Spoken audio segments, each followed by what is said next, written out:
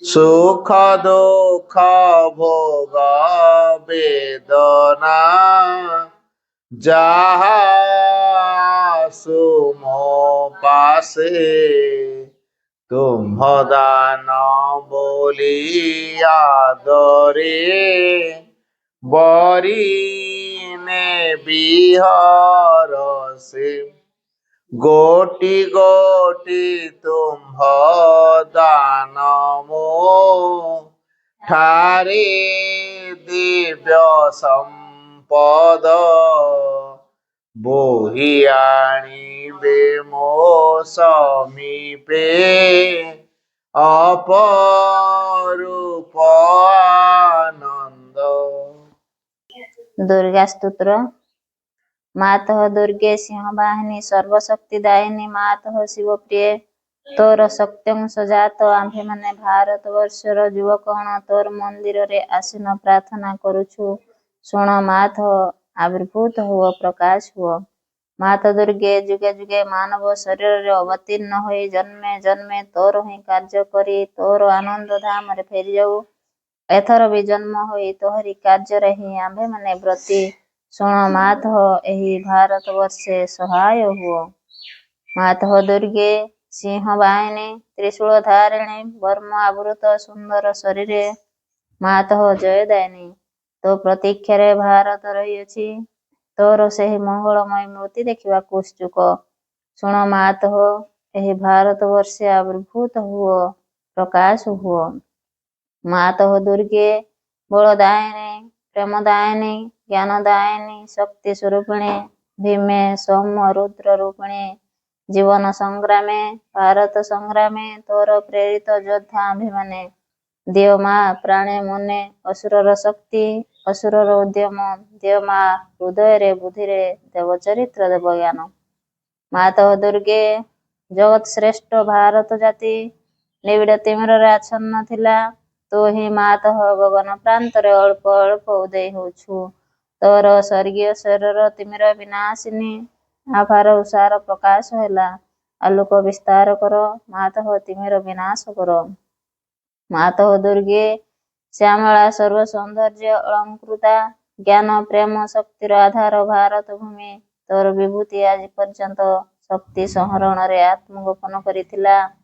ଆଗତ ସେହି ଯୁଗ ଆଗତ ସେହି ଦିନ ଯେତେବେଳେ ସମଗ୍ର ବିଶ୍ୱର ଭାର ସ୍କନ୍ଧରେ ବହନ କରି ଭାରତ ଜନନୀ ଉଠୁଅଛି।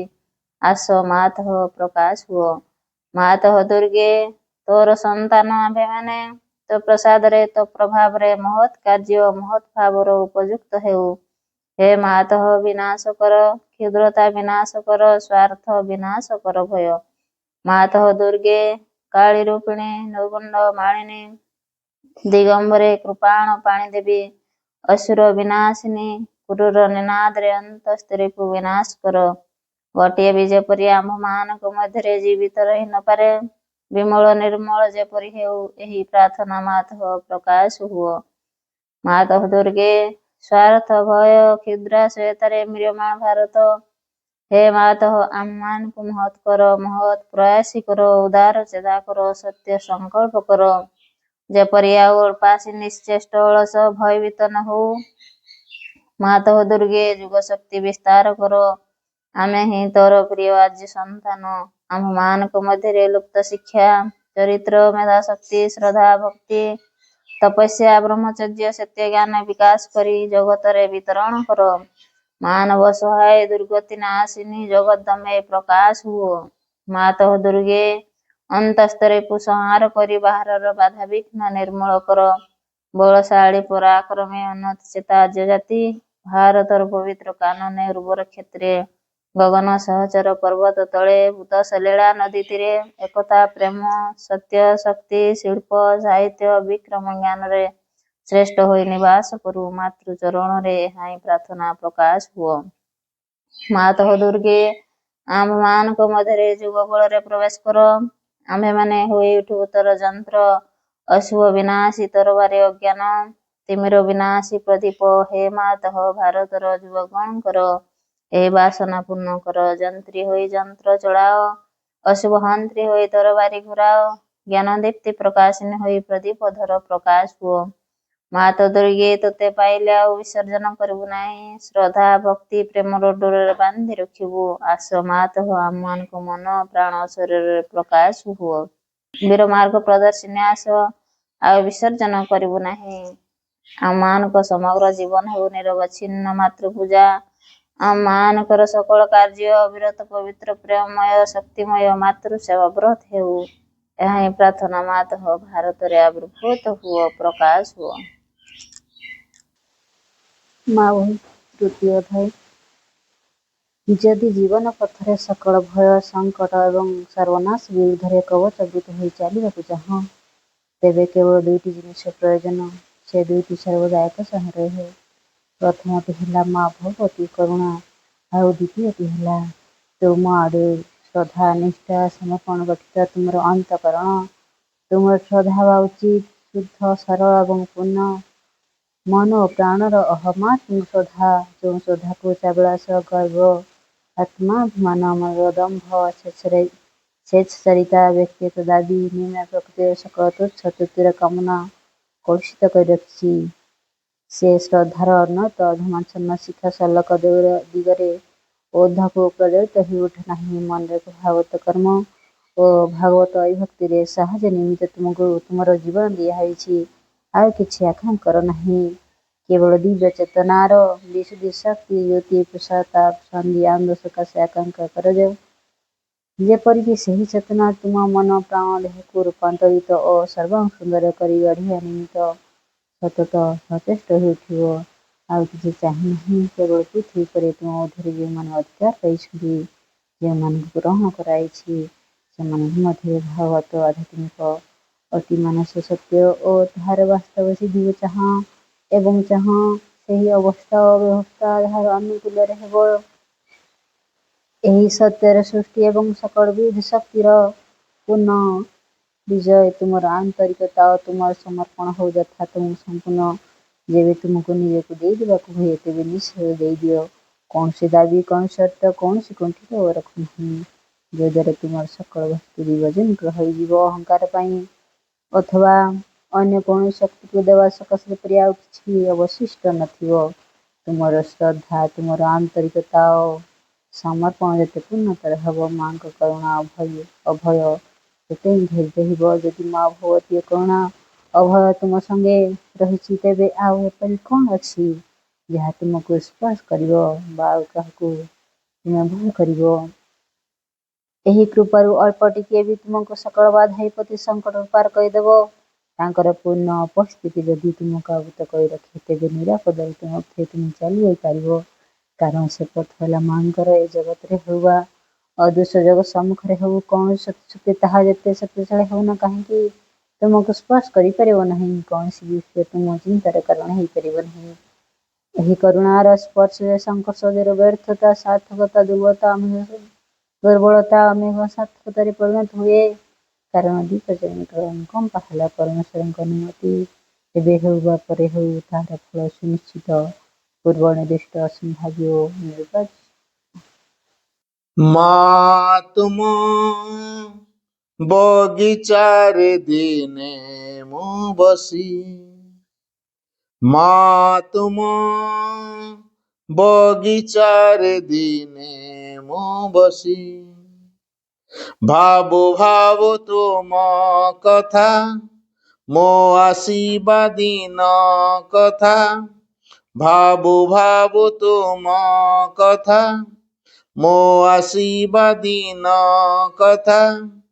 ଆଖି ଖୋଲି ଦେଖେ ଯାହା ହୁଏ ମୋ ଖୁସି, ମା ତୁମ ବଗିଚାରେ ଦିନେ ମୁଁ ବସି, ମା ତୁମ ବଗିଚାରେ ଦିନେ ମୁଁ ବସି।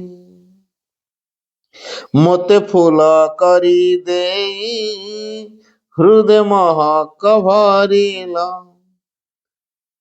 କେତେ କୋମଳତା ଦେଇ ମୋର ତନୁ ସଜାଇଲ। ମୋତେ ଫୁଲ କରି ଦେଇ ହୃଦୟ ମହକ ଭରିଲ, କେତେ କୋମଳତା ଦେଇ ମୋର ତନୁ ସଜାଇଲ, ଓଠର ପାଖୁଡା ମୋର ଉଠଇ ଥରି ତୁମ ସୁରଭିତ ପବନର ଦିଗକୁ ବାରି।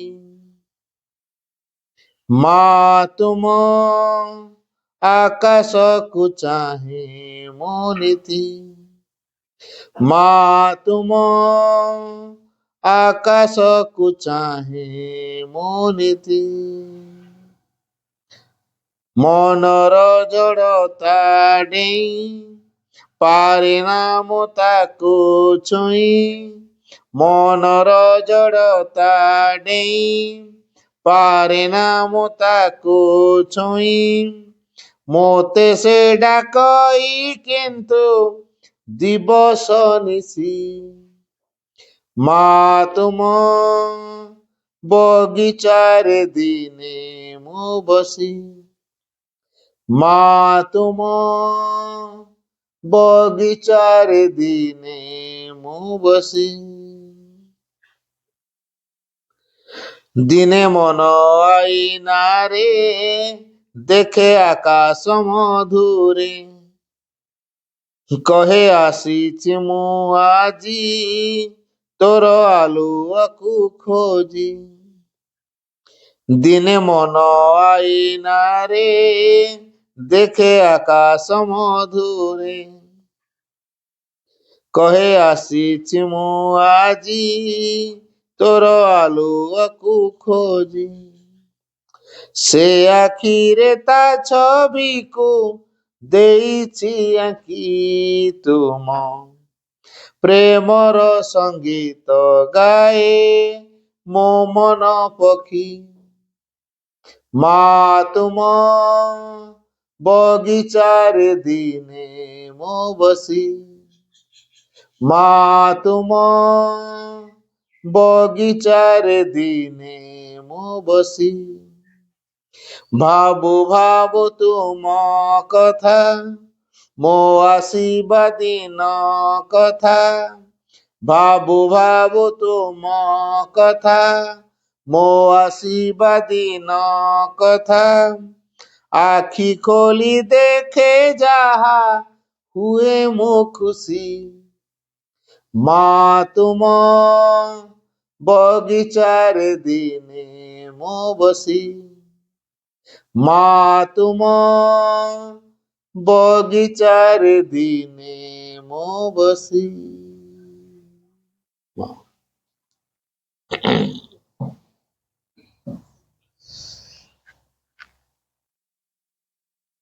Pranam are the lotus feet of the Divine Mother. Karunamai Ma, Param Prabhu Sri Aurobindo, ଉପସ୍ଥିତ ସମସ୍ତ ମାତୃ ସନ୍ତାନ, ଆଜି ଏ ଯୋଉ ସ୍ୱତନ୍ତ୍ର ଶ୍ରୀ ଅରବିନ୍ଦ ପାଠଚର କାର୍ଯ୍ୟକ୍ରମରେ ମୁଁ ଯୋଉ ବିଷୟବସ୍ତୁଟିକୁ ଆଲୋଚନା କରିବାକୁ ଯାଉଛି, ଆମେ ମାଙ୍କର ଯୋଗ୍ୟ ହବା କିପରି ହେଲା। ଏଇ ଯୋଉ ମା ଆଉ ଶ୍ରୀ ଅରବିନ୍ଦଙ୍କ ବିଷୟରେ ଆଗରୁ କେତେଥର କହିଲିଣି। ଗୋଟିଏ କଥା ଜାଣିବା, ଇଏ ଦେବାଦେବୀ ନୁହନ୍ତି ହେଲା। ଦେବାଦେବୀ ମାନଙ୍କୁ ସୃଷ୍ଟି କରିଥିବା ଆଦିମାତା ଆଦ୍ୟାଶକ୍ତି ଏବଂ ପରମ ପ୍ରଭୁ ବର୍ତ୍ତମାନ ସଂସାରରେ ସିଧାସଳଖ ଦିବ୍ୟ ଜନନୀଙ୍କର ଏବଂ ପରମ ପ୍ରଭୁଙ୍କର କାର୍ଯ୍ୟଧାରା ସିଧାସଳଖ। ତେଣୁ ସେଇଥିପାଇଁ ସେ ସିଧା ସିଧା ପରମ ଚେତନାର ଭୂମିରୁ ଏ ଧରା ପୃଷ୍ଠକୁ ଆଉ ପୃଥିବୀ ପୃଷ୍ଠକୁ ପଳେଇ ଆସିଛନ୍ତି। ହେଲେ ଯୋଉ ମନୁଷ୍ୟ ମାନଙ୍କୁ ସୃଷ୍ଟି କରିଛନ୍ତି ସେମାନେ କଣ ଏଇ ମା ଓ ଶ୍ରୀ ଅରବିନ୍ଦଙ୍କର ଯୋଉ ପ୍ରକାର ସଂକଳ୍ପ ତାକୁ ସେଇ ପ୍ରକାର ରୂପ ଦେବା ପାଇଁ ପ୍ରସ୍ତୁତ ହେଇଛନ୍ତି? ହେଇନାହାନ୍ତି। ତେଣୁ ପରମ ପ୍ରଭୁ ଏବଂ ମାଙ୍କୁ ସର ଛାଡିବାକୁ ପଡିଲା, କାରଣ ପୃଥିବୀରେ କୌଣସି ମଣିଷ ପ୍ରସ୍ତୁତ ହେଇନାହାନ୍ତି। ତେଣୁ ସେ ସର ରାଖି ଛାଡିଲେ। ଯଦି ପୃଥିବୀରେ କେହି ଜଣେ ପ୍ରସ୍ତୁତ ହେଇଥାନ୍ତା ତାହେଲେ ମା ସେଦିନ ସର ଛାଡି ନଥାନ୍ତେ। ଆଚ୍ଛା, ତାର ସର ଛାଡିକି ଲାଭ କଣଟା ହେଲା ନା, ଆମେ ଯୋଉ ସ୍ତରରେ ଅଛେ ତାର ଉପର ସ୍ତର ଜଷ୍ଟ ତାକୁ କୁହାଯାଏ ସୂକ୍ଷ୍ମ ଭୌତିକ ଜଗତ। ସେଇ ସ୍ତରରେ ଏବେ ମା ଶ୍ରୀରାମ ଏବେ ବି ଅଛନ୍ତି, ଯେମିତି ଆମେ ଦେଖୁଛେ ସେଇଭଳି ଅବସ୍ଥାରେ ଅଛନ୍ତି। ସେଠୁ ଥାଇକି ଏ ପୃଥିବୀକୁ ନିୟନ୍ତ୍ରଣ କରୁଛନ୍ତି ହେଲା। ସୂକ୍ଷ୍ମ ଭୌତିକ ଜଗତରୁ ଥାଇ ଏ ପୃଥିବୀକୁ ସେ ନିୟନ୍ତ୍ରଣ କରୁଛନ୍ତି। ପୃଥିବୀକୁ ବଦଳେଇବେ, ମଣିଷକୁ ବଦଳେଇବେ, ସୃଷ୍ଟିକୁ ବଦଳେଇବେ, ବିଶ୍ୱ ପ୍ରକୃତିକୁ ବଦଳେଇବେ। ତାପରେ ଯାଇ ପରମ ଚେତନା ସମ୍ପୂର୍ଣ୍ଣ ରୂପେ ପୃଥିବୀ ପୃଷ୍ଠରେ କ୍ରିୟାଶୀଳ ହବ। ଯେତେବେଳେ ପରମ ଚେତନା ସମ୍ପୂର୍ଣ୍ଣ ରୂପେ ପୃଥିବୀ ପୃଷ୍ଠରେ କ୍ରିୟାଶୀଳ ହବ, ମନୁଷ୍ୟ ଜୀବନର ଆଉ ସମସ୍ୟା କିଛି ରହିବ ନାହିଁ।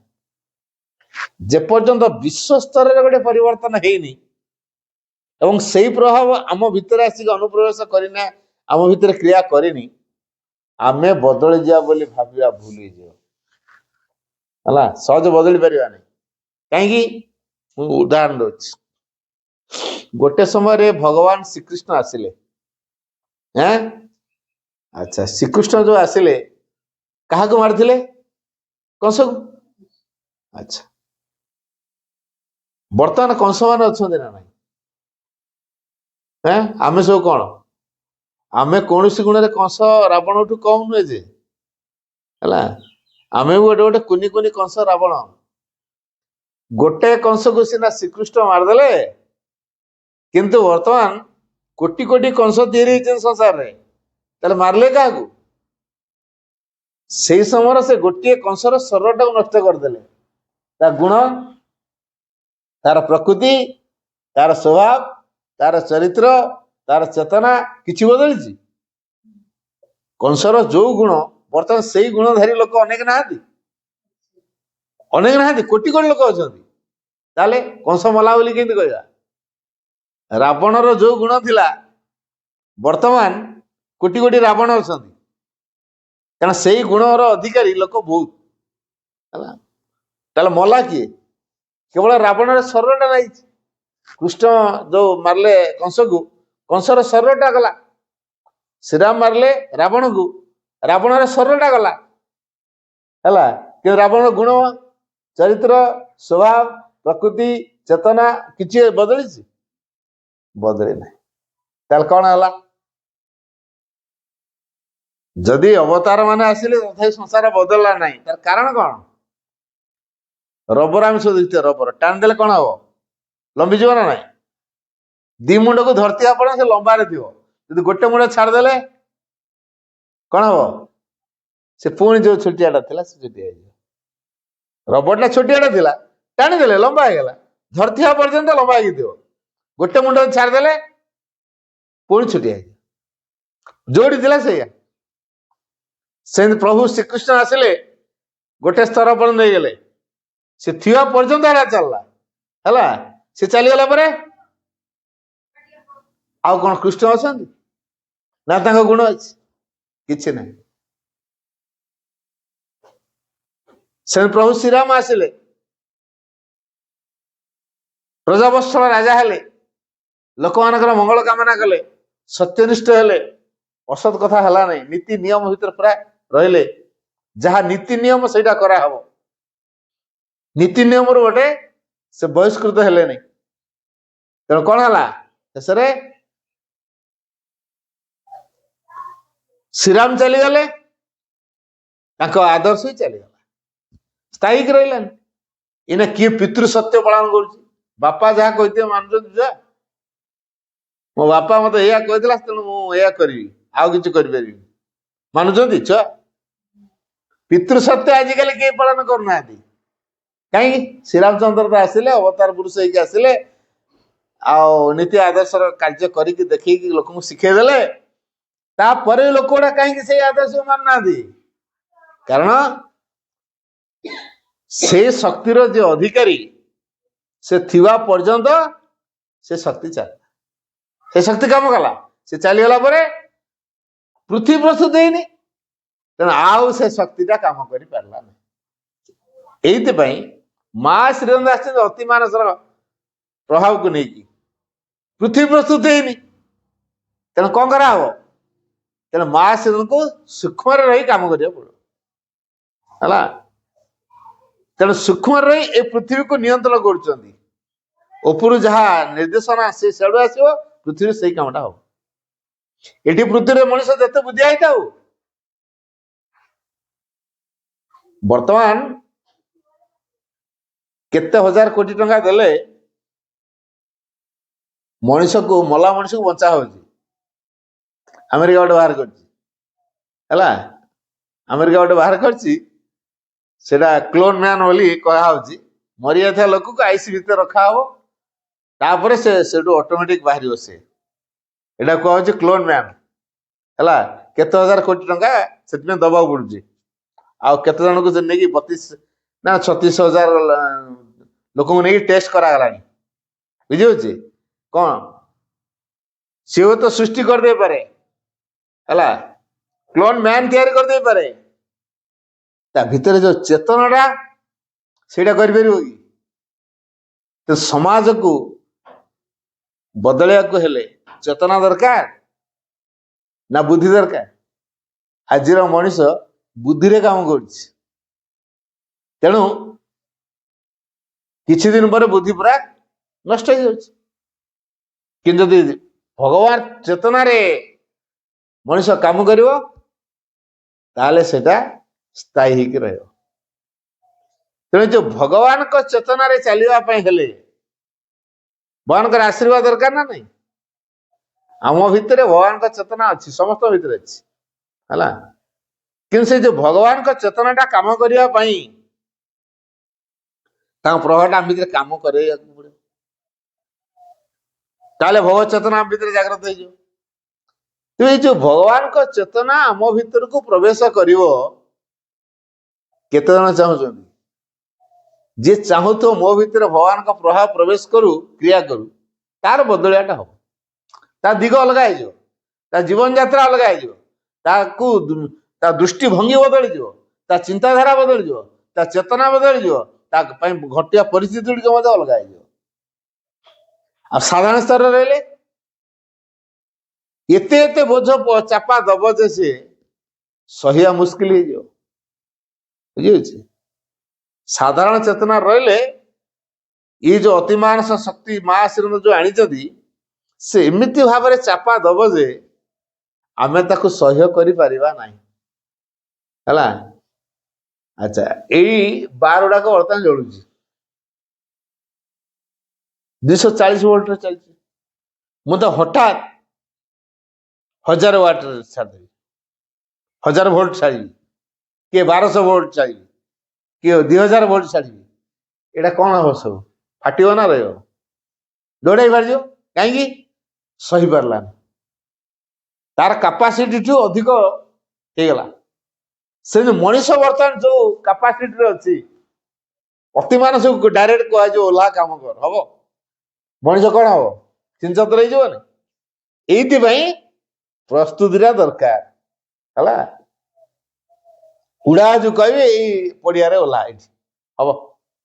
ଉଡାଜାହାଜ ଏଇଠି ଓହ୍ଲେଇବ, ହେଲିକପ୍ଟର ଏଇଠି ଓହ୍ଲେଇବ। ମୁଁ ଦୋକାନକୁ ନେଇକି ଯିବି, ଗୋଟେ ଅଖା ବସ୍ତା ନେଇଥିବି, ମତେ ତେଲ 2 ଲିଟର। ଆଚ୍ଛା, ଅଖା ବସ୍ତାରେ ମୁଁ ତେଲ 2 ଲିଟର ଆଣିବି କି?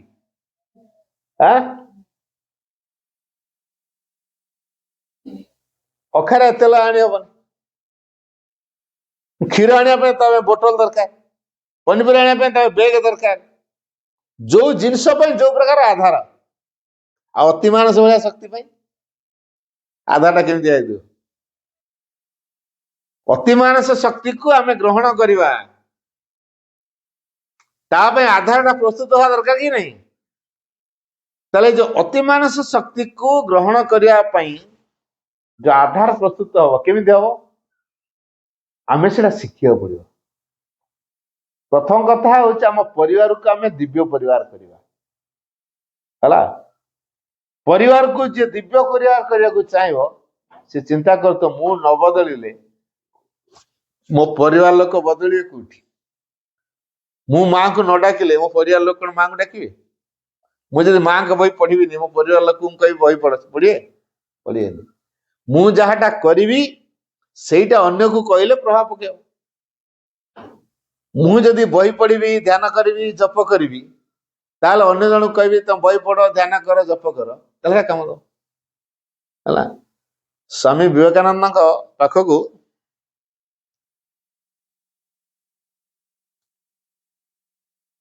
ଜଣେ ବୁଢୀ ଲୋକ ତା ଛୁଆଟିକୁ ଧରିକି ଗଲା। ଖାଲି ଘା ଘାଉଳ ସବୁବେଳେ ସେ ହଉଛି ଛୁଆଟା। କହିଲେ କଣ କରିବେ ଟିକେ କଣ କରନ୍ତୁ। କହିଲେ ମିଠା ଖାଉଛି? କହିଲେ ହଁ ପ୍ରବଳ ମିଠା ଖାଉଛି। କହିଲେ ଆଚ୍ଛା ହଉ ତମେ ଗୋଟେ କାମ କର 15 ଦିନ ଛାଡିକି ଆସ। ଗୋଟେ 15 ମାସେ ଖଣ୍ଡେ ଟାଇମ ଦେଇଦେଲେ, କହିଲେ ଛାଡିକି ଆସ। ଯୋଉ ଗୋଟେ ମାସ କାଳ ଛାଡିଦେଲେ ତମେ ଯାଅ ମାସେ ଛାଡିକି ଆସ। ପୁଣି ଇଏ ମାସେ ଛାଡିକି ଯିବେ।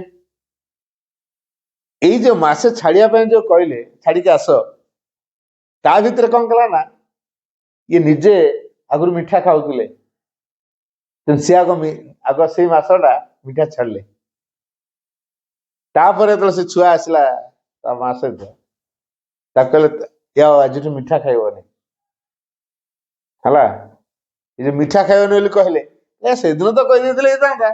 ନା, ସେଦିନ କହିଥିଲେ ପ୍ରଭାବ ପଡୁନଥାନ୍ତା। କାହିଁକି? କାରଣ ମୁଁ ନିଜେ ମିଠା ଖାଉଥିଲି। ଯେହେତୁ ମୁଁ ନିଜେ ମିଠା ଖାଉଥିଲି, ମୁଁ ଜଣକୁ କହିବି ତ ମିଠା ଖାଅନି, ଏଟା ପ୍ରଭାବ ପଡିବନି। ତେଣୁ ତମକୁ ଯୋଉଦିନଠୁ କହିଲି ଯେ ତମେ ମାସେ ଛାଡିକି ଆସ, ତା ମାନେ ମୁଁ ସେ ଗୋଟେ ମାସ ଆଗ ମିଠା ଛାଡିଲି, ବ୍ରତଟେ ପାଳନ କଲି। ମୁଁ ଯୋଉଟା କଲି ସେଇଟା କହିଲେ ଅନ୍ୟକୁ ପ୍ରଭାବ ପକେଇବ। ବୁଝିହଉଛି? ତ ଅନୁମାନ କରନ୍ତୁ, ଯଦି ଏଇ ପ୍ରକାର ହୁଏ, ଆମେ ଯାହାଟା କରିବା ସେଇଟା ଅନ୍ୟକୁ ପ୍ରଭାବ ପକେଇବ। ହେଲା, କହିବାଟା ନୁହେଁ। ଆମେ ଯାହାଟା କହୁଛୁ ସେଇଟା ପ୍ରଭାବ ପକେଇବ, ଆମେ ଯାହା କରୁଛୁ ସେଇଟା ପ୍ରଭାବ ପକେଇବ। ବୁଝିହଉଛି? ତେଣୁ ମାଙ୍କ ପାଇଁ ଯୋଗ୍ୟ ହବା କହିଲେ ଆମକୁ କିଛି କରିବାକୁ ପଡିବ। ଶୁଣିକିରି କେହି ବଦଳି ପାରିବନି ହେଲା। ଯେ କଲେ ତାପରେ ବଦଳିଆ ହବ। ମତେ ଧର ଜ୍ୱର ହେଇଛି, ମୁଁ ଡାକ୍ତର ପାଖକୁ ଯିବି ନା ନାହିଁ? ଡାକ୍ତର ପାଖକୁ ଯିବି। ସମସ୍ତେ କହିଲେ ଯାଉନୁ ଡାକ୍ତର ଦେଖୁନ, ଏତେ ଦିନ ହେଲା ଜ୍ୱର ପଡିକି ରହିଲାଣି, ବିଛଣା ଧରୁଛି। ସମସ୍ତେ କହିଲେ ଯାଅ, ମୁଁ ଡାକ୍ତର ପାଖକୁ ଗଲି। ଡାକ୍ତର ଟେଷ୍ଟ କରେଇଲେ, ପ୍ରେସକ୍ରିପସନ ଲେଖିଲେ, ମେଡିସିନ କିଣିକି ଆଣିଲି, ଘରେ ଥୋଇଦେଲି। ହାଇ ମେଡିସିନ, ତୁ କେତେ ବଢିଆ ହେଇଛୁ, ତୋ ଦାମ ଏତେ, ତୁ କେତେ ଦାମିକା ଜିନିଷ, ଅମୂଲ୍ୟ ଜିନିଷ, ତୁ ଏକାଥରେ 10,000 ଟଙ୍କା ତୋ ଦାମ। ଆଚ୍ଛା, ହାଇ ମେଡିସିନ ଯଦି ଆମେ ହଉଥିବା ଦେଖିକି ଖାଇବାନି, ଜ୍ୱର କମିବ ନା? ଜ୍ୱର କମିବ? କିନ୍ତୁ ଡାକ୍ତର ଦେଖା ହେଇଛି ନା ନାହିଁ? ପରୀକ୍ଷା କରା ହେଇଛି ନା ନାହିଁ? ମେଡିସିନ କିଣା ହେଇଛି ନା ନାହିଁ? ସବୁ କାମ ହେଇଛି, ତାପରେ ବି ଜ୍ୱର କାହିଁ କମିଲାନି? ମେଡିସିନ ଟା ଆମ ଭିତରକୁ ଯାଇନି ହେଲା। ତାମାନେ ଆମେ ଖାଇନୁ, କାମ ହବ କେମିତି? ନିଜେ ଯୋଉଟା କରିବା ତା ଭିତରୁ ଅନୁଭୂତି ନବା। ମୁଁ ଏଇନା ପଚାରିବି, ଭାଇ ରସଗୋଲା କେମିତି ଲାଗେ? ନା ମିଠା। ମିଠାଟା କେମିତିକା? ଭାଇ କଣ ବତେଇବେ? ମିଠାଟା କେମିତିକା ତ ବତେଇ ହବନି। ଗୋଟେ ରସଗୋଲାଟେ ଦେଇ ଦଉଛି, ଖାଆନ୍ତୁ, ତାପରେ ଜାଣିବେ ଏଇଟା ହଉଛି ମିଠା। ଆଚ୍ଛା, ରସଗୋଲା ମିଠା, ଚକୋଲେଟ ମିଠା, ଗୁଡ ବି ମିଠା, ଚିନି ବି ମିଠା, ସବୁ ତ ମିଠା। ହେଲେ ମିଠାଟା କେମିତିକା ବର୍ଣ୍ଣନା କରିବାକୁ ହେଲେ ବର୍ଣ୍ଣନା କରିହବ? ମିଠାଟା କେମିତିକା ବର୍ଣ୍ଣନା କରିହବ? ହବନି। ତାହେଲେ ତେଣୁ ଜଣେ ଯୋଉଟା ଉପଲବ୍ଧି କରୁଛି ସେଟା ସେ ବର୍ଣ୍ଣନା କରିପାରିବନି। ସେଟା ଭିତରେ ଭେଦିଲା। ମୁଁ ନିଆଁ ଚେକଟା କେମିତି ଲାଗେ ମୁଁ ପଚାରିବି, କଣ କହିବେ କୁହନ୍ତୁ? ନିଆଁ ଚେକଟା କେମିତି ଲାଗେ କହିହବ? ଝିଅ ମାନେ କହିପାରିବ କିରେ? ନିଆଁରେ ଚେଙ୍କ କେବେ ଖାଇଛ ନା? ହାତରେ କେବେ ନିଆଁ ଚେଙ୍କ ହେଇଛି ନା? ହେଇଛି ନା? କେମିତି ଲାଗେ? ନିଆଁ ଚେଙ୍କଟା କେମିତି କୁହ, କହିପାରିବ? କହିହବ ନାହିଁ ନା କି? ଚେଙ୍କଟା କେମିତିକା ଏଟା କହିହବ ନାହିଁ ହେଲା। ଚେଙ୍କଟା କେମିତି ଥରେ ଚେକେଇ ଦେଲେ ଜାଣିବ ସେ। ବୁଝିହଉଛି? ଚେଙ୍କଟା କେମିତିକା ଯିଏ ପଚାରିବ, ଚେକେଇ ଦିଅ ତାକୁ ଟିକେ, ଓହୋ ଏଇଟା ଚେଙ୍କ। ଆଉ ଦ୍ୱିତୀୟ ବାର ସେ ଚେଙ୍କ ପାଖକୁ ଯିବନି। ସତ ନା ମିଛ? ତାହେଲେ ଏଇଥିରେ ଅନୁମାନ କର। ଏମିତି ସଂସାରରେ କେତେ ଗୁଡେ କଥା ଅଛି ଯୋଉଟା ଉପଲବ୍ଧିରେ ଥାଏ, ସେଟା ଅନ୍ୟ ଆଗରେ ପ୍ରକାଶ କରି ହୁଏନି, ଅନ୍ୟକୁ ବୁଝେଇ ହୁଏନି। ବୁଝିହଉଛି? ମା ଶ୍ରୀ ଅରବିନ୍ଦଙ୍କର କଥା ହଉଛି ଠିକ ସେଇଭଳିଆ। ଯିଏ ଏଇ ମାଙ୍କୁ ଡାକିଛି ତାର ପ୍ରତ୍ୟେକ ଅସୁବିଧାକୁ ମା ସମାଧାନ କରନ୍ତି। ସେଇଥିରେ ମାଙ୍କ ପ୍ରତି ବିଶ୍ୱାସଟା ବଢେ, ଭରସାଟା ବଢେ। ଯେତେବେଳେ ମାଙ୍କ ପ୍ରତି ବିଶ୍ୱାସ ଭରସା ବଢେ, ତାପରେ ମାଙ୍କ କୃପା ତା ଭିତରେ କାମ କରିଯାଏ। ତେଣୁ ଆଗେ କଣ ଦରକାର? ଏଇ ମାଙ୍କୁ ବିଶ୍ୱାସ କରିବା ଦରକାର ହେଲା। ଯୋଉଟା ଦେବାଦେବୀ ମାନେ ଯୋଉଟା ପାରିବେନି, ଯାହା କରିପାରିବେନି ଦେବାଦେବୀ, ଏଇ ମା ସେଟା କରିପାରିବେ। ବୁଝିଗଲା ନା? ଦେବାଦେବୀ ମାନେ ଯୋଉ କାମ କରିପାରିବେ ନାହିଁ, ଏଇ ମା ସେଇ କାମ କରିପାରିବେ। ମାଙ୍କ ଫଟୋ ପାଖରେ ଛିଡା ହେଇ ବା ବସିକି ଆଖି ଖୋଲିକି ଦେଖି ଦେଖିକା ମା ସହିତ କଥା ହବା। ପ୍ରାକ୍ଟିସ, ଏଇଟା ସବୁ ପ୍ରାକ୍ଟିସ। ଏଇଟା ଅଭ୍ୟାସ କରିବାକୁ ପଡିବ। ସେମାନେ ଶୁଣୁଛ ନା ରେ? ତମେ ଜଣ ଶୁଣୁଛ ତ? ତମ ଜୀବନର ବଦଳିଲା ଭଳିଆ କଥା କୁହା ହଉଛି। ମନ ଦେଇ ଟିକେ ଶୁଣା, ଗୋଟେ ଭଲ ସୁଯୋଗ। କୁଆଡେ ଆସିଥିଲ, ହଠାତ୍ ଏଠିକି ଆସିଛ ହେଲା। ତେଣୁ ଏ ମା ତମକୁ ଡାକିଛନ୍ତି ବୋଲି ତମେ ଆସିଛ ଏଠି, ଖାଲି ନୁହଁ।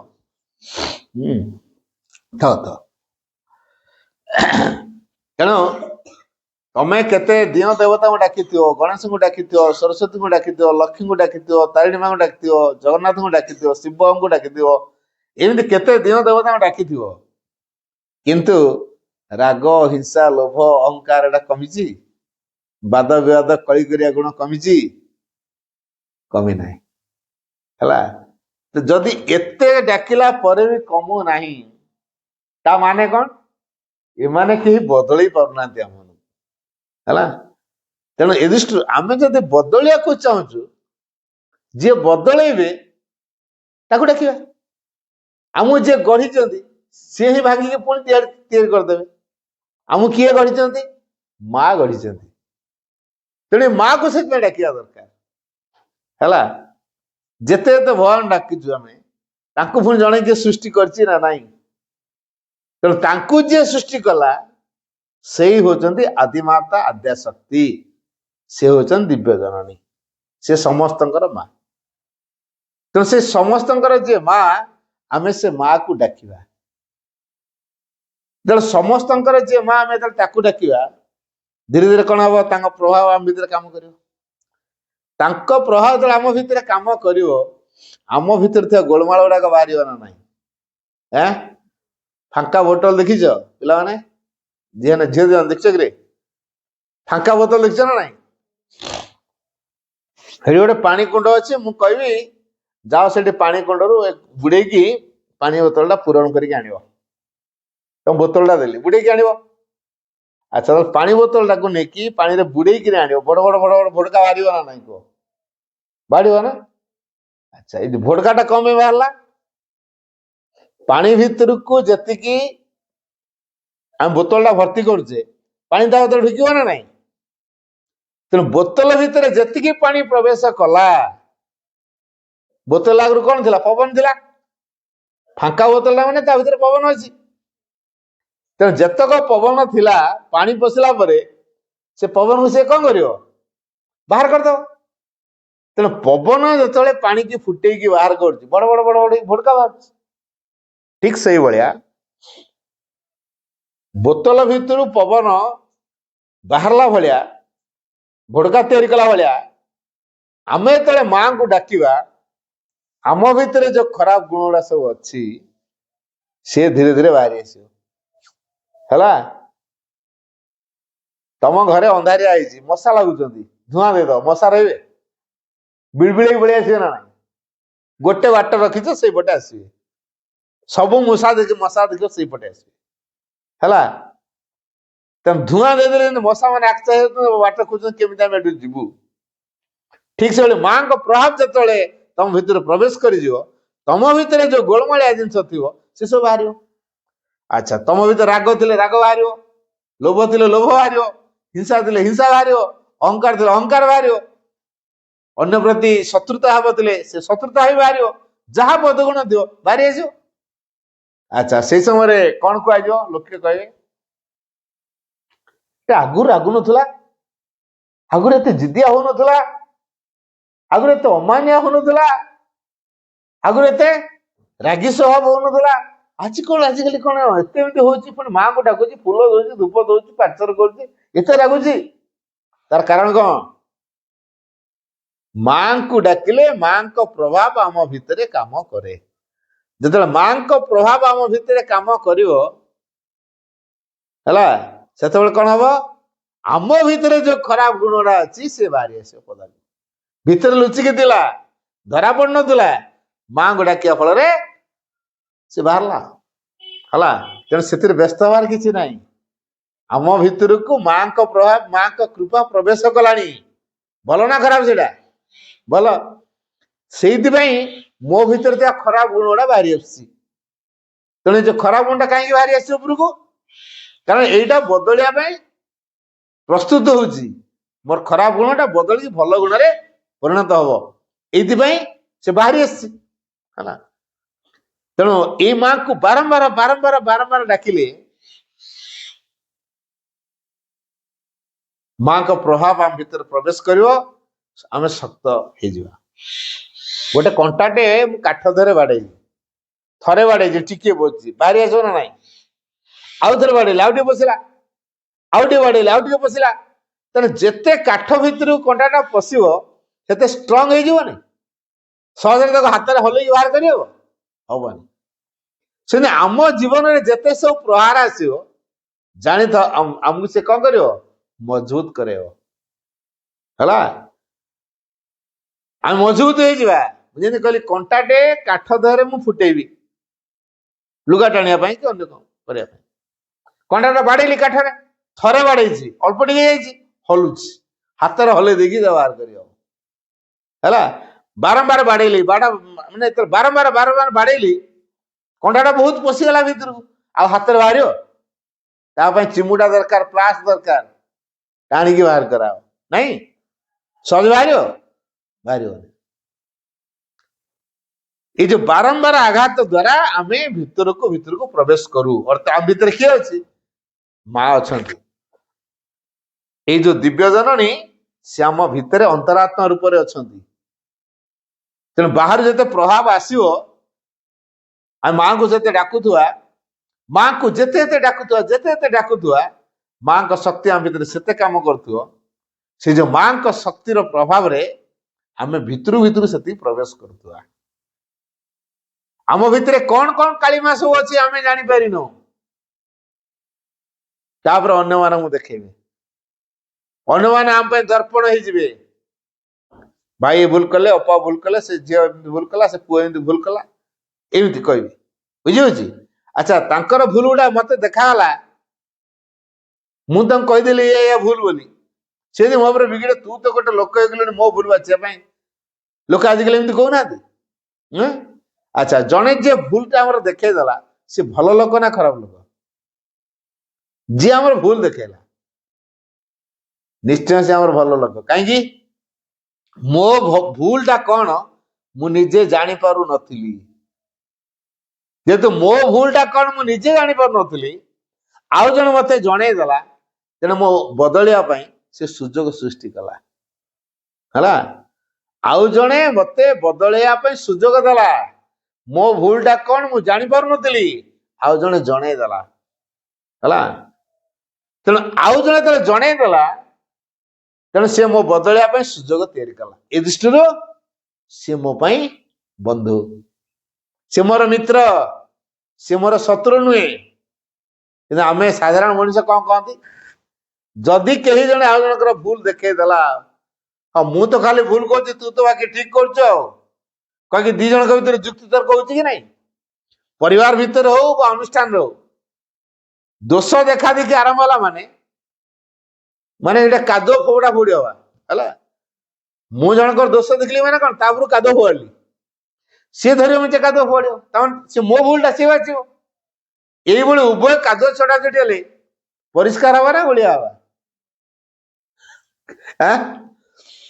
ମୁଁ ଜଣଙ୍କ ଉପରକୁ କାଦୁଅ ଛାଟିବି, ସିଏ ମୋ ଉପରକୁ କାଦୁଅ ଛାଟିବ, ତାହେଲେ ଆମେ ଦି ଜଣ ସଫା ରହିବୁ ନା ଅପରିଷ୍କାର ହବୁ? ଅପରିଷ୍କାର। ତାହେଲେ ଏଇ ଯୋଉ ଅପରିଷ୍କାରଟା ହେଲୁ କେମିତି? ଦୋଷ ଦେଖି, ମୁଁ ତାର ଦେଖିଲି, ସିଏ ମୋର ଦେଖିଲା, ମୁଁ ତାକୁ କହିଲି, ସିଏ ମତେ କହିଲା। ଏଭଳିଆ ଆମ ପରିବାରରେ ଚାଲିଛି ନା ନାଇଁ? ଆମ ପରିବାରରେ ଏଇ ପ୍ରକାର ତ ଚାଲିଛି ନା। ମୁଁ ତାକୁ କହିବି, ସିଏ ମତେ କହିବ, ମୁଁ ତା ଭୁଲ ଦେଖିବି, ସିଏ ମୋ ଭୁଲ ଦେଖିବ। ହେଲେ କଣ ହବ? ଉଭୟକୁ କାଦୁଅ ଛଡାଛଡି ହେବେ। तापर सफा किए सब तो दी जा कादुओ सफा किए सफा कई नुहति बुझी आम सफा रहा दरकार ना कादुओ हवा दरकार जदि जड़े मो ऊपर कादुओ चढ़ला अर्थात मो भूल देखेला हाँ ठीक है कौन है मोर सहिवा शक्ति रहा दरकार मु सही पारुवा दरकार मु जदि सही पारुनी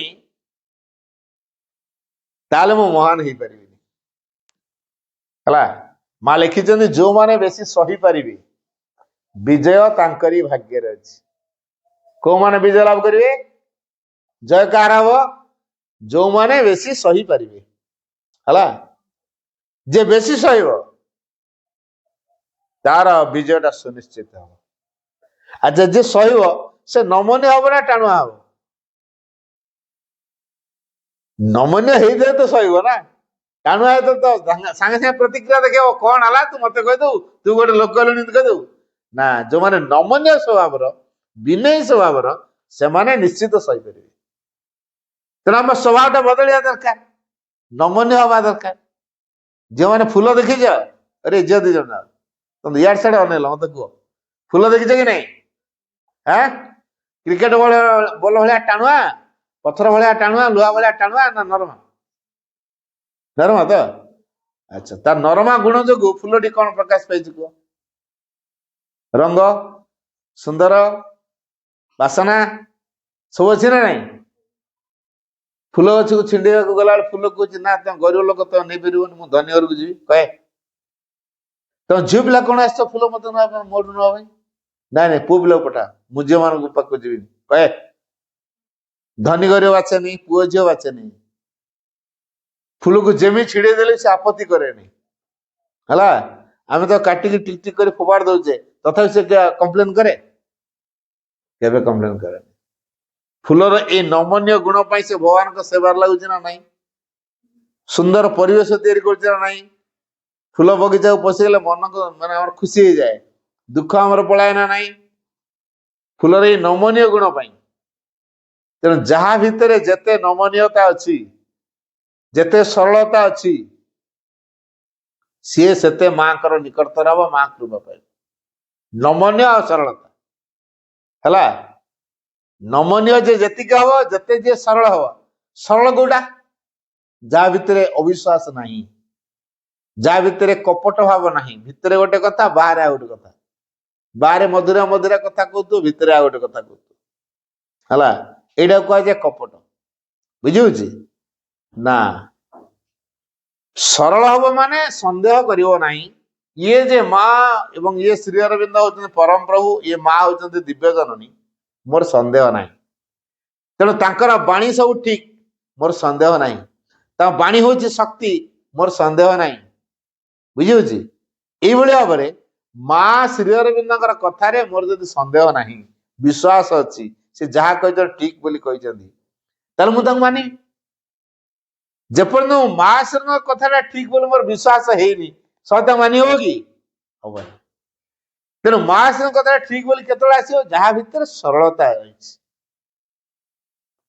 माँ तो बाछी ऑटोमेटिक से टाणी आसो है अच्छा मु काच गुंड माटी गोड़ी काठ गुंड ये सब रखी मुझे चुंबक रखी कौटा टाणी हम कह ये चुंबक आड़ को कौटा काठ गुंड टाणी हम बाली टाणी हम काठ गुंड टाणी हम कागज टाणी हम कि लुहा काच गुंड या भीतर कौटा टाणी हम लुहाटा टाणी हम है कारण लुहा भितर जो गुण टिक रही से चुंबक आड़ को आकर्षित हो आम भितर जो गुणटा अच्छी आम भगवान आड़ को आकर्षित हवा कथा जो मैंने भगवान आड़ को आकर्षित होती जो मैंने भगवान को मानुंट जो मैंने भगवान को डाकुंट जो मैंने भगवान को मुख्य बोली मानुंट जो मैंने भगवान को गुरुत्व दौरान से माने भविष्यत उपयुक्त है आम क्या गुरुत्व दौचु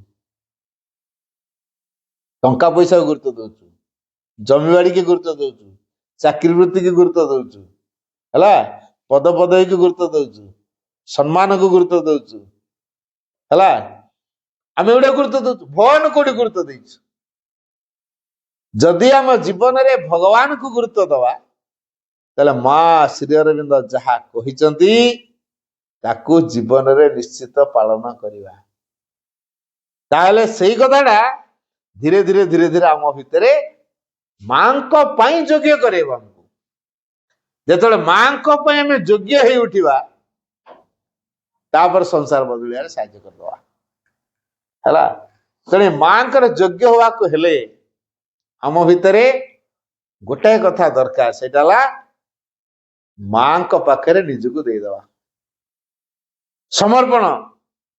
ମାଙ୍କୁ କଣ କହିବା, ମା ମୁଁ ହଉଛି ତୋ ପିଲା, ତୁ ମତେ ଗ୍ରହଣ କର, ତୁ ମତେ ଯେମିତି ଚାହିଁଛୁ ସେମିତି ତିଆରି କର, ତୁ ମତେ ଗ୍ରହଣ କର, ତୁ ହଉଛୁ ମୋର, ମୁଁ ହଉଛି ତୋର। ମାଙ୍କ ଫଟୋ ପାଖରେ ଏଇ କଥାଟା କହିହବ କି ନାହିଁ କୁହ? ହବ ତ? ଯଦି ମାଙ୍କ ଫଟୋ ପାଖରେ ଆମେ ଏଇ କଥା କହିବା ଯେ ମା ତୁ ହଉଛୁ ମୋର, ମୁଁ ହଉଛି ତୋର, ତୁ ମତେ ଯେମିତି ଗଢିବାକୁ ଚାହିଁଛୁ ସେମିତି କର, ତୁ ଯାହା ଚାହୁଁଛୁ ମୁଁ କରେ ବୋଲି ମୁଁ କେବଳ ସେଇ କାମ କରିବି, ତୁ ଯେମିତି ଚାହୁଁଛୁ ମୁଁ ହୁଏ ବୋଲି ମୁଁ ଯେମିତି ସେଇଆ ହେଇପାରିବି, ତାପରେ ଦେଖ ତମକୁ ମା ନିଶ୍ଚୟ ପରିଚାଳନା କରିବେ। ତମର ଯାହା ଯାହା ଆବଶ୍ୟକ ମା ନିଶ୍ଚିତ ଆଣିକି ଦେବେ। କେମିତି ଦେବେ? ରାତିରେ ଆବିର୍ଭୂତ ହେଇଯିବେ, ଧଳା ଶାଢୀ ପିନ୍ଧିକି ପଳେଇ ଆସିବେ, ଦେଇ ଗଲି, ଘରେ ଆସି ଦେଖିଲା ଗୋଟେ ବଟ ପୁଟୁଳି ଥୁଆ ହେଇଛି ଆଉ ମା ଦେଇକି ଯାଇଛନ୍ତି ରାତିରେ, ଏମିତି ଦେବେ କି?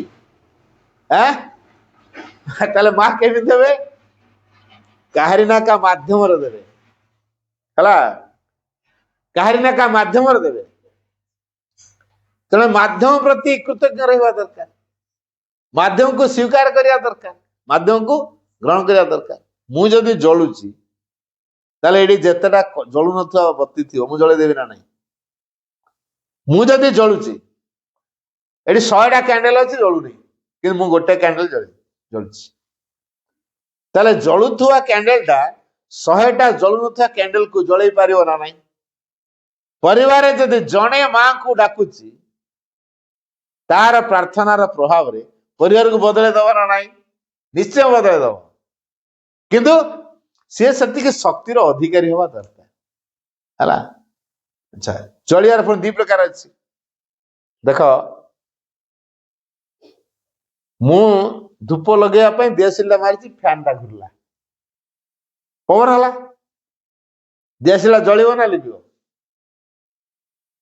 ମୁଁ ଦିଆସିଲି ମାରୁଛି, ଫ୍ୟାନଟା ଘୁରୁଛି, ମୁଁ ଦିଆସିଲା ମାରୁଛି, ଦିଆସିଲା ଲିଭିବ ନା ଜଳିବ? ଫ୍ୟାନ ପାଖରେ କଣ ହବ? ଲିଭିଯିବ ହେଲା। କୁଟା ବଧାରେ ନିଆଁ ଲାଗିଛି, ପବନ ହେଲା, ନଡା ଗୁଡା ରଖିଥିଲି ଧାନ ଅମଳ କରିସାରି ନଡାରେ ରଖି ନିଆଁ ଲାଗିଗଲା, ପବନ ହବ, କଣ ହବ? ଅଧିକ ଜଳିବ ନା କଣ ଲିଭିଯିବ? ଦେଖ, ଦିଆସିଲଟା ମାରିଲା ବେଳକୁ ଫ୍ୟାନ ପବନ ହେଲା, ଲିଭିଗଲା। କୁଟା ବଧାରେ ନିଆଁ ଲାଗିଛି, ପବନ ଜୋରେ ହେଲା, କଣ ହେଲା? ହୁ ହୁ କି ଜଳିଲା ହେଲା। କାରଣ କୋଉଠି ପବନଟା ନିଆଁକୁ ଜଳିବାରେ ସାହାଯ୍ୟ କରୁଛି, ପୁଣି କୋଉଠି ପବନଟା ଜଳୁଥିବା ଜିନିଷକୁ ଲିଭେଇ ଦଉଛି, ଜାଣି ହଉଛି ନା? କିନ୍ତୁ ଆମେ କଣ ଆଉ ଜଳୁନୁ କି? ଭିତରେ ଟିକେ ଟିକେ ଜଳୁଛୁ। କୋଉ ଭଳିଆ ଜଳୁଛୁ? ଏଇ ଯୋଉ ଧୂପ ଲଗେଇବା ପାଇଁ ଦିଆସିଲି ମାରୁଛୁ, ଫ୍ୟାନ ଘୁରେଇଛୁ, ଫ୍ୟାନ ପବନ ଅନୁସାରେ ଦିଆସିଲିର ଯୋଉ ନିଆଁ ପାୱାର କମ ଦେଲା ଲିଭେଇ। ତେଣୁ ଆମେ କୁଟା ବଦରେ ଭଳିଆ ନିଆଁ ଜଳୁଥିବା, ପବନ ହଉନା ଆହୁରି ଜଳିବା ହେଲା, ଚିନ୍ତା ନଥିବ। ଆଉ ଦିଆସିଲି ଯଦି ମି ଜଳୁଥିବା, ଟିକେ ପବନ ହଉଛି ଲିଭିଯିବ ହେଲା। ତାହେଲେ ଆମ ଜଳିବାଟା କେମିତି ହବା ଦରକାର? ଜୋର ହେବା ଦରକାର ନା ଧିମା ହବା ଦରକାର? ଜୋର ହେବା ଦରକାର। ତେଣୁ ଯୋଉ ଜୋରରେ ଜଳିବା କାହାର ପ୍ରଭାବରେ? ମାଙ୍କର ଚେତନାର ପ୍ରଭାବରେ ଆମେ ଜଳି ଉଠିବା। ଆମ ଭିତରେ ମାଙ୍କୁ ଡାକିବାର ଯୋଉ ଭାବନା ଅଧିକ ବଳବତ୍ତୀ ହବ, ସେଇଟା କୁହାଯାଏ ଅଭିପ୍ସା। ଅଭିପ୍ସାର ଅଗ୍ନିରେ ଆମେ ଜଳି ଉଠିବା। ଅଗ୍ନି ହେଲା ନିଆଁ, ଅଭିପ୍ସା ହେଲା ଭଗବାନଙ୍କୁ ଚାହିଁବା। ତେବେ ଆମ ଭିତରେ ଅଭିପ୍ସାର ଅଗ୍ନିକୁ ଆମେ ଏମିତି ପ୍ରଜ୍ୱଳିତ କରିବା ଯେମିତିକି ସେ ଆଉ ଲିଭିବ ନାହିଁ ହେଲା। ଆଉ ସେ ଦିଗରେ ସାହାଯ୍ୟ କରେ ଶ୍ରୀ ଅରବିନ୍ଦଙ୍କ ପାଠଚକ୍ର। ଆମେ ମାଙ୍କ ପାଖରେ ବାରମ୍ବାର ଛିଡା ହେବା, ମାଙ୍କୁ ଚାହିଁବା, ମାଙ୍କୁ ଡାକିବା, ମା ମା ମା ଜପିବା। ଆମର ସବୁ କଥା ମାଙ୍କ ସହିତ, ମୁଁ ଯେମିତି ତମ ସହିତ କଥା ହଉଛି ଠିକ ସେଇଭଳିଆ ମାଙ୍କ ପାଖରେ ଆମେ କଥା ହେଇପାରିବା। କାରଣ ଇଏ ଠାକୁର ନୁହନ୍ତି ଯେ ଫୁଲ ଧୂପ ଏସବୁର ଆବଶ୍ୟକ ଅଛି, ପୂଜାର ଆବଶ୍ୟକ ଅଛି ହେଲା। ଇଏ ଠାକୁର ଠାକୁରାଣୀ ନୁହନ୍ତି, ଦେବାଦେବୀ ନୁହନ୍ତି, ତାଙ୍କ ପାଇଁ ପୂଜାର ଆବଶ୍ୟକ ନାହିଁ ହେଲା। ତାଙ୍କର ଯୋଉ ଶିକ୍ଷା, ତାଙ୍କର ଯୋଉ ଆଦର୍ଶ, ତାଙ୍କର ଯୋଉ ନୀତି ଆଦର୍ଶ, ତାକୁ ଆମ ଜୀବନରେ ଫୁଟେଇବା। এইটা ପାଇଁ ଆମେ ମା ଶିବଙ୍କୁ ଗ୍ରହଣ କରିବା ହେଲା। ପୂଜା କରିବାନି, ପୂଜା ଭିତରେ ହଁ ମୁଁ ଫୁଲ ଦେଇ ଯାଇଛି ସଇଲା, ଭଗବାନ ତା ବାଟରେ ମୁଁ ମୋ ବାଟରେ, এইଟା ନୁହେଁ। ମଣିଷ ଆଜିକାଲି ସେଇଆ କରୁଛି ନା। ମୁଁ ଗାଧୋଇ ଆସିଲି, ଠାକୁର ପୂଜା କରିଦେଲି, ତାପରେ ଦିନ ସାରା ମୋର ଯେତେ ଯାହା ଦୁର୍ନୀତି କରିବା କଥା କଲି, ବଦଳିବି? କିନ୍ତୁ ଠାକୁର ପୂଜା ସକାଳେ କରିଛି, ତାପରେ ଲାଞ୍ଚ ନଉଛି, ମିଛ କହୁଛି, ଠକୁଛି, ଆ ସହିତ ତା ସହିତ ଗଣ୍ଡଗୋଳ କରୁଛି, ଝଗଡା କରୁଛି, ଯୁକ୍ତି କରୁଛି, ତାହେଲେ ମୁଁ ସକାଳୁ ଫୁଲ ଧୂପ ଦେଇଛି, ପୁଣି ଏଡା ହେଲା କେମିତି? ଫୁଲ ଧୂପ ତା ବାଟରେ, ଜୀବନଟା ତା ବାଟରେ, ବୁଝିହଉଛି? କାରଣ ଜୀବନ ସହିତ ଆମର ସମ୍ପର୍କ କିଛି ରହୁନି, କିନ୍ତୁ ମା ଶିବଙ୍କର ଶିକ୍ଷାକୁ ଆମ ଜୀବନ ସହିତ ସମ୍ପର୍କରେ ଆଣିବା ହେଲା। ଯାହା ଯାହା ମା କହିଛନ୍ତି ତାକୁ ଆମ ଜୀବନରେ ଫୁଟେଇବା। ତେଣୁ ଏଥିପାଇଁ କଣ ଦରକାର? ମୁଁ କହିଲି ପ୍ରଥମେ ଆମେ ମାଙ୍କ ପାଖରେ ସମର୍ପଣ କରିବା, ଅର୍ଥାତ୍ ମା ତୁ ମୋର, ମୁଁ ତୋର, ତୁ ମତେ ପରିଚାଳନା କର। ସକାଳୁ ଯେତେବେଳେ ବିଛଣା ଛାଡୁଛେ କଣ କହୁଛେ? ଘିଡିବିଡି ତ ଉଠିଲୁ ଚାଲୁ ଆଉ, କୋଉଠି କହିବାକୁ ମନେ ପଡୁଛି? ସକାଳୁ ଶୋଇଥିଲୁ ସେ ଘରେ ବିଗିଡିଲେଣି, ଉଠ, ଫଟିକି ଉଠିଲ, ଯାଇକି ବ୍ରଶ କରିଦେଲ ହେଲା, ମୁହଁଟା ଧୋଇ ପଡିଲ, ବ୍ରଶ କରିଦେଲ ନା। ବିଛଣାରେ ଆଗେ 10 ମିନିଟ ବସିବ, ହଠାତ୍ ଉଠିକି ବିଛଣା ଛାଡିକି ଯିବନି ହେଲା। ବସିକି ନୀରବରେ ମା ମା ମା ମା ମା ମା ମା ମା ମା ମା ମା ମା ମା ମା ଜପିବ। ସକାଳ 10 ମିନିଟ ଗଲା, ସେଇଠି 10 ମିନିଟ ଜପି ସାରିବା ପରେ କହିବ, ପ୍ରଭୁ ଆଜି ଦିନଟା ଯେମିତି ତମ ସେବାରେ ମୋର ଯାଏ, ତମେ ମତେ ପରିଚାଳିତ କର ହେଲା, ତମେ ମତେ ପରିଚାଳିତ କର, ଆଜି ଦିନ ସାରା ଯେମିତି ତମ ସେବା ମୁଁ କରିବି। ବାସ୍ ଏତିକି କୁହ। ରାତି ଶୋଇଲାକୁ ଗଲା ବେଳେ 10 ମିନିଟ ଜପ କରିବ, ମା ମା ମା ମା ମା ମା। ତାପରେ ଦିନରେ ଯାହା କରିଛ ତାକୁ ତମେ ସମର୍ପଣ କରିବ। ପ୍ରଭୁ ଆଜି ଭୁଲ କରିଛି କି ଭଲ କରିଛି ମୁଁ ଜାଣିନି, ଭଲ ହେଇଥିଲେ ବି ତମର, ଖରାପ ହେଇଥିଲେ ବି ତମର, ତମକୁ ମୁଁ ନିବେଦନ କରୁଛି। ନିଜେ ନିଜର ଯାହା ଅଛି, ନିଜର କର୍ମ, ନିଜର ଭାବନା, ନିଜର ଅନୁଭବ, ନିଜର ସଂକଳ୍ପ, ଗତିବିଧି, କାର୍ଯ୍ୟକଳାପ ସବୁ କିଛିକୁ ମାଙ୍କ ପାଖରେ ନିବେଦନ କରିବ। ତମେ ତାକୁ ଗ୍ରହଣ କର, ରୂପାନ୍ତର କର। ଆଉ ନିଦ୍ରା ଭିତରେ ମୁଁ ଯେମିତି ଅଚେତନା ଭିତରକୁ ନ ପ୍ରବେଶ କରେ, ମତେ ସହାୟ ହୁଅ। ଅନେକ ଶୋଇଲା ବେଳେ ବାଉଳି ହୁଅନ୍ତି ନା, ଅନେକ ଶୋଇଲା ବେଳେ ବାଉଳି ହୁଅନ୍ତି ହେଲା। କାହାକୁ ପାଠ ପଢା ଜୋର ଦିଆ ତ ରାତିରେ ବସି ପାଠ କଥା ବାଉଳି ହଉଥିବ ହେଲା। ସେ କାହାକୁ ପାଠ ଜୋର ଦିଆ ନା ନା ମୁଁ ଆଉ କରିବିନି, ଆଉ ଆଜି ମୁଁ ଭୁଲ ହେଇଗଲା, ମୋର ଭୁଲ। କଣ ଭୁଲ ହେଲା? ମାଡ ଦିଆ ହେଇଛି, ମାଡର ଭୟଟା ଏମିତି ହେଇଛି, ରାତିରେ ସେ ବାଉଳି ହେଇକି କହୁଛି ନା ଆଉ ଦିନ କରିବିନି, ମୋର ଭୁଲ ହେଇଗଲା, ଛାଡିଦିଅ। ନା ନା, କଣ ଏମିତି କାହିଁ ବାଉଳି ହଉଛି? ସ୍ୱପ୍ନରେ ସେ ମାଡ ଖାଉଛି ହେଲା, ଭୟ, ବୁଝିହଉଛି? ବାଉଳ ଚାଳ ହଉଛେ, ଏଇ ଯୋଉ ଭାବନାଟା ଆସୁଛି ନା ନାଇଁ, ସେଇ ସବୁ ଦୁଶ୍ଚିନ୍ତା, ଦୁଷ୍ପ୍ରଭାବ ଗୁଡାକ ଆମ ଭିତରକୁ ଆସିପାରିବ ନାହିଁ ଯଦି ଆମେ ମାଙ୍କ ପାଖରେ ସମର୍ପଣ କରିଦେଇଥିବା ହେଲା। ସମର୍ପଣଟା ହଉଛି ସବୁଠୁ ବଡ କଥା। ନାମ ଜପ 5ଟା କଥା, କଣ କଣ କଥା କହିଦଉଛି? ବି ପ୍ର ଆ ସ ନା, ଅକ୍ଷର 5ଟା ମନେ ହେଲା। ବି ପ୍ର ଆ ସ ନା। ବିରେ କଣ? ବିଶ୍ୱାସ, ପ୍ରରେ ପ୍ରତ୍ୟାଖ୍ୟାନ, ଆରେ ଆସ୍ପୃହା, ସରେ ସମର୍ପଣ, ନାରେ ନାମ ଜପ ହେଲା। କଣ କହିଲି? ବିପ୍ର ଆସ ନା, এই 5ଟା କଥା ଆମ ସାଧନାର ଚାବିକାଠି। ପ୍ରଥମ ହେଲା ମାଙ୍କୁ ବିଶ୍ୱାସ କରିବା, ଯାହା ମାଙ୍କ ଜାଗାରେ ପ୍ରତିବନ୍ଧକ ତିଆରି କରୁଛି, ମାଙ୍କୁ ଭୁଲେଇ ଦଉଛି, ଯୋଉ କାମ, ଯୋଉ ଚିନ୍ତା, ଯୋଉ ଅନୁଭବ ଭଗବାନ ମତେ ଦୂରେଇ ଦେଲା, ମୁଁ ଆଗ ସଂକଳ୍ପ କରି ତାକୁ ଛାଡ଼ିବି। ଭଗବାନ ମୋର ଦରକାର, ତାକୁ ପଛେ ଛାଡ଼ିଦେବି, କିନ୍ତୁ ମୋର ଭଗବାନ ଦରକାର। ଆମେ କଣ କରୁଛୁ? ଭଗବାନଙ୍କୁ ଆଜି ନହେଲେ କାଲି ଡାକି ହବ, ଇଏ ପଳେଇଲେ ତ ଆଜି ଆଉ କାଲି ଆସିବନି। ମଣିଷ ଏଇଭଳିଆ ଚିନ୍ତା କରୁଛି ହେଲା। ବୁଝି ହଉଛି କି ନାହିଁ? ତେଣୁ ନା ମୋର ଆଗ ଭଗବାନ ଦରକାର ନା ଆଗ ମଣିଷ ଦରକାର? ଟଙ୍କା ଦରକାର, ଚାକିରି ଦରକାର, ବୁଝିହଉଛି? କହୁଛି ମୋର ଆଗ ଭଗବାନ ଆଜି ନହେଲେ କାଲି ଡକା ହବ, ଯେତେବେଳେ ଚାହିଁଲେ ଡକା ହେଇପାରିବ ଭଗବାନଙ୍କୁ ହେଲା। ଆଉ ଏବେ ଟଙ୍କା କଥା ନ କହିଲେ, ଚାକିରି ନ ଚାହିଁଲେ ବୁଢା ହେଲେ କଣ ଚାକିରି କରିବ? ବୁଝିହଉଛି? ଏଇଭଳିଆ ଚିନ୍ତାଧାରା ଆମର ଅଛି। ତେଣୁ ଆମେ ପ୍ରକୃତରେ ଭଗବାନଙ୍କୁ ଗୁରୁତ୍ୱ ଦଉଛୁ କି? ଯାହା ଭଗବାନଙ୍କ ଦିଗରେ ପ୍ରତିବନ୍ଧକ ତିଆରି କଲା, ଭଗବାନଙ୍କ ନିକଟତର କରିବାର ଯେ ସହଯୋଗ କଲା ନାହିଁ, ଆମେ ତାକୁ ଛାଡିବା ହେଲା। ଯେ ମତେ ଭଗବାନଙ୍କ ଦିଗରୁ ବିଚ୍ୟୁତ ହବାର ପ୍ରେରଣା ଦେଲା, ସେ ସାଙ୍ଗ ବି ଛାଡିବା। ଯୋଉ ସାଙ୍ଗ ମତେ ଭଗବାନ ପାଖରୁ ଦୂରେଇ ଦେବା ପାଇଁ ପ୍ରେରଣା ଦଉଛି, ସେ ସାଙ୍ଗକୁ ଶୀଘ୍ର ଛାଡିବା ଦରକାର ହେଲା। ଯିଏ ଭଗବାନଙ୍କର ନିକଟତର ହବାରେ ସାହାଯ୍ୟ କରୁଛି, ସେଇ ସାଙ୍ଗକୁ ସାଙ୍ଗ କରିବା ଦରକାର। ବୁଝିଗଲା? ଆରେ ଆସ୍ପୃହା ଅର୍ଥ ବ୍ୟାକୁଳ ହେଇକି ଭଗବାନଙ୍କୁ ଚାହିଁବାର ନାଁ ହଉଛି ଆସ୍ପୃହା। ବ୍ୟାକୁଳ ଭାବରେ ଭଗବାନଙ୍କୁ ଚାହିଁବା। ଭଗବାନ ତ ଏମିତି ଡାକୁଛୁ, ଭଗବାନଙ୍କୁ ଏମିତି କିଏ ଆଉ ମନ୍ଦିରକୁ ଗଲେ ଭଗବାନ ଡାକେ ନେଇ କି? ବା କେତେବେଳେ ଠାକୁର ପାଖକୁ ଆସିଲେ, ଫଟୋ ପାଖକୁ ଆସିଲେ କିଏ ଆଉ ଜୁହାର ହୁଏନି, କିଏ ଡାକେ ନାହିଁ? ସମସ୍ତେ ଡାକନ୍ତି, କିନ୍ତୁ ସେଟା ବ୍ୟାକୁଳ ଡାକିବା ନୁହଁ ହେଲା। ବ୍ୟାକୁଳ ଭାବରେ ଡାକିବାଟା ନୁହଁ। ବ୍ୟାକୁଳ ଭାବରେ ଯିଏ ଡାକିଛି ତା କଥା ନିଶ୍ଚିତ ଗ୍ରାଣ୍ଟ ହବ, ନିଶ୍ଚିତ ଗ୍ରାଣ୍ଟ ହେଲା। ଏଇଟା କୁହାଯାଏ ଆସ୍ପୃହା। ଏକାନ୍ତରେ ବ୍ୟାକୁଳ ହୋଇ ଭଗବାନଙ୍କୁ ଚାହିଁବା ବା ଇଚ୍ଛା କରିବାର ନାଁ ହେଲା ଆସ୍ପୃହା। ସରେ ସମର୍ପଣ। ସମର୍ପଣ ମାନେ ନିଜକୁ ସମ୍ପୂର୍ଣ୍ଣ ରୂପେ ଅର୍ପଣ କରିବା। ମୁଁ ଯଦି ଭଗବାନଙ୍କର ହେଇଗଲି, ମୁଁ ସିନା ଆଉ କାହାର ହେଇଯାଇଥିଲେ, ମୁଁ ଅଲଗା ହେଇଯାଇଥିଲେ ଭଗବାନଠୁ ମୋର ଆବଶ୍ୟକ ହୁଅନ୍ତା।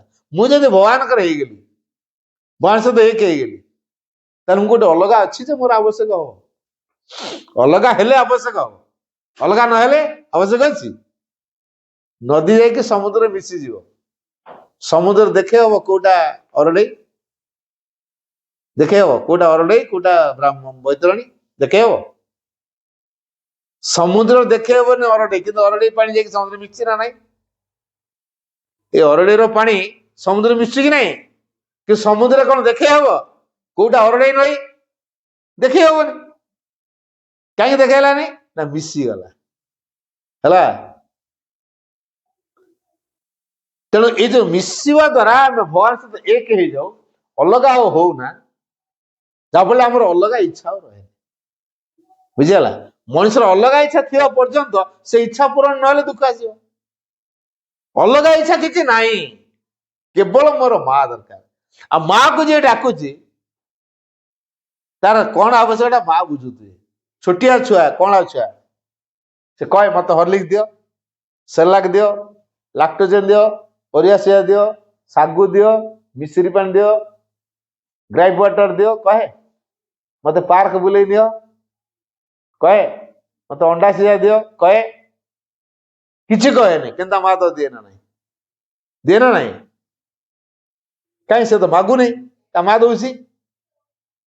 ସେ ତ ମାଗୁନି ନା, ତାପରେ ତା ମା ଦଉଛି ନା ନାହିଁ? କାହିଁକି ଦଉଛି? କାରଣ ଛୁଆ ସମ୍ପୂର୍ଣ୍ଣ ରୂପେ ନିର୍ଭର କରିଛି କାହା ଉପରେ? ତା ମା ଉପରେ। ତେଣୁ ମାର ପୁରା ଦାୟିତ୍ୱ ହେଇଯାଇଛି, ମୋ ଛୁଆ କଥା ମୁଁ ବୁଝିବି। ସିଏ ମାଗିବ କଣ? ସେ ତ ନିଜକୁ ଦେଇଦେଲା ମୋ ପାଖରେ, ସିଏ ଆଉ ମାଗିବା ତାର ଦରକାର ନାହିଁ। ବର୍ତ୍ତମାନ ସମ୍ପୂର୍ଣ୍ଣ ଦାୟିତ୍ୱ ତାର ମୁଁ ନେବି। ତେଣୁ ଆମେ ଯେତେବେଳେ ସମର୍ପଣ କରିଦଉ, ଆମ ଜୀବନର ସମ୍ପୂର୍ଣ୍ଣ ଦାୟିତ୍ୱ କିଏ ନିଅନ୍ତି? ମା ନିଅନ୍ତି। ଆଚ୍ଛା କୁହ ନା ଦେଖିଆ, ଆମ ଜୀବନକୁ ମା ପରିଚାଳନା କରିବେ, ସିଏ ଭଲରେ ନେବେ ନା ଆମେ ନିଜେ ଆମ ଜୀବନକୁ ପରିଚାଳନା କରିବା ଠିକରେ ନେବା? କିଏ? ମା। ଯଦି ଆମେ ଏଇ କଥାଟା ବୁଝିପାରୁଛୁ, ଯଦି ମା ଆମ ଜୀବନକୁ ପରିଚାଳନା କରିବେ ତାହେଲେ ଠିକରେ ହବ। କିନ୍ତୁ ଆମେ ପରିଚାଳନା କଲେ ଅନେକ ଭୁଲ ଭାଲ ହବ ହେଲା। ସେଇଥିପାଇଁ ତ ମଣିଷ ଜୀବନରେ ଭୁଲ ଭାଲ ହଉଛି ହେଲା। ତା ଜୀବନ ଯାତ୍ରା ଭିତରେ ସବୁବେଳେ ସେ ମନ ସ୍ତରରୁ ବିଚାର କରୁଛି ନା, ମନରୁ ବୁଝୁଛି ଏଇଆ କଲେ ଏଇଆ ହୁଅନ୍ତା, ସେଇଆ କଲେ ସେଇଆ ହୁଅନ୍ତା। ଏଇଟା ମନର ଏକ୍ସରସାଇଜ। ଏଇଟା ଯେପର୍ଯ୍ୟନ୍ତ ଚାଲିଥିବ ମାଙ୍କ ପ୍ରଭାବକୁ ସେ ଉପଲବ୍ଧି କରିପାରିବ ନାହିଁ। ସେଥିପାଇଁ ଶ୍ରୀରନ୍ଦ କଣ କହିଲେ? ନୀରବ ମନ ହେଉଛି ଯଥାର୍ଥ ଜ୍ଞାନର ପ୍ରକାଶ ନିମିତ୍ତ ମୁକ୍ତ କ୍ଷେତ୍ର ହେଲା। କଣ କହିଲେ? ନୀରବ ମନ ହେଲା। ନୀରବ ମନ ହଉଛି ଯଥାର୍ଥ ଜ୍ଞାନକୁ ପ୍ରକାଶ କରିବା ପାଇଁ ଗୋଟେ ବଢିଆ କ୍ଷେତ୍ର। ଆମ ଭିତରେ ଜ୍ଞାନ को आम पाइबा चाहूँ मन को नीरव करिया आ मन को तो एक्सरसाइज करोचु मनरे बुद्धि खटौचु मनरे विचार खटौचु या हेले होंता से या हेले होंता एटा बुद्धिर काम ना हला तेणु ए मास जदि सेई कथा को बतेया पई तो मन को नीरव करियो तापरे ना ना रे कोन नाम जप हला जदि हमर ध्यान आसुनी किछ असुविधा नहीं फोटो को चाहिबा आखि खोली के देखिबा बसिकी सकाळ 10 मिनिट संध्याळे 10 मिनिट नाम जप करिया चलला बेले अलगा गीत फित वीडियो वीडियो न देखिकी मोबाइल हला बसिकी नाम जप मा मा मा मा मा मा लोके किए कोन भाबुता किछ चिंता नहीं मा मा मा मा मा मा कहतुआ जदि मा मा मा मा मा मा नाम जप करूतुआ आम भितर जो प्रकार परिवर्तन आसीबो सेटा अन्य मान भितर आसीबो जे खाइबो तार प्रभाव देखिबो ना अन्य जन को भितर प्रभाव देखिबो तो जी जप कर प्रभाव देख तेरे जप करने द्वारा जेतु माँ का प्रभाव आम भितर काम करे जाफल माँ को कृपा पाइबा योग्य हो जाओ केतरा कथा कहली बी प्र आ स ना 5टा वर्ड बी रे विश्वास प्र रे प्रत्याख्यान आ रे अस्पृहा स रे समर्पण ना रे नाम जप ये 5टा कथा को आम सबुदिन प्रैक्टिस करिया हला ताले आम जीवन धन्य हला